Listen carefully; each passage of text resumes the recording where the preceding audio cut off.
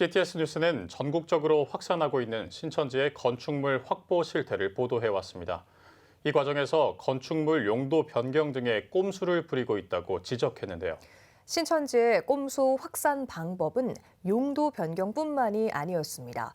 신도를 앞세워 건물을 확보했다는 수상한 거래 의혹도 있었는데요. 이현지 기자가 정리했습니다.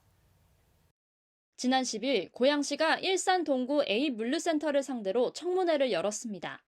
신천지 소유 건물 의혹에 휩싸인 A물류센터에 대해 고양시가 종교시설 용도 변경을 직권 취소하기로 한 가운데 행정 절차에 앞서 이해관계를 확인하는 자리였습니다. 그러나 이날 청문회는 등본상 소유주인 K씨가 불참하며 파행을 빚었습니다. 이에 따라 일각에서 제기한 K씨와 신천지 사이의 차명 의혹도 미궁에 빠졌습니다. 앞서 소유주 K씨는 2018년 당시 실거래가 200억 원이었던 A물류센터를 사들였습니다. 근저당권 설정 내역이 보이지 않아 대출 없이 현금으로 매입한 것으로 추정됩니다. K씨는 물류센터를 종교시설로 바꾸려다 실패해 근린생활시설로 등록했습니다. 이후 지난해 6월 K씨는 개인 교회를 세우겠다며 또다시 종교시설 용도 변경을 요청했고 끝내 지자체 허가를 받아냈습니다.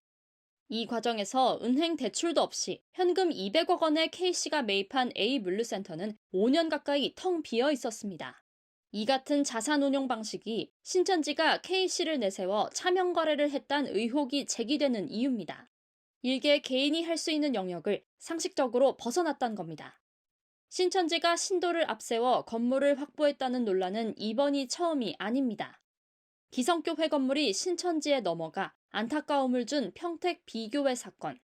해당 교회 건물은 2019년 신천지 신도 L씨에게 팔린 이후 또 다른 제3자를 거쳐 근저당권 형태로 현재 신천지 소유 건물이 됐습니다.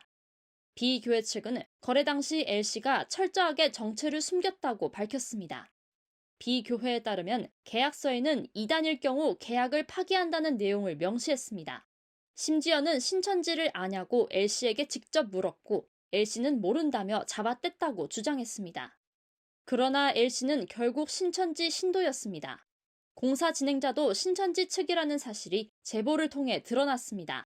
신천지가 얽힌 수상한 건축거래 정황이 평택에서도 포착된 겁니다.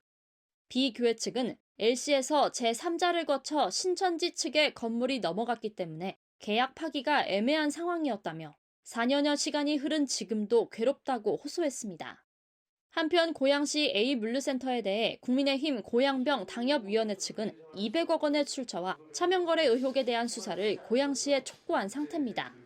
신천지 관련 건축물의 수상한 거래 정황이 포착되는 가운데 고양시 A물류센터와 소유주 K씨를 둘러싼 의혹은 신천지의 건물 꼼수 확보 방식을 가늠할 시험대가 될 전망입니다.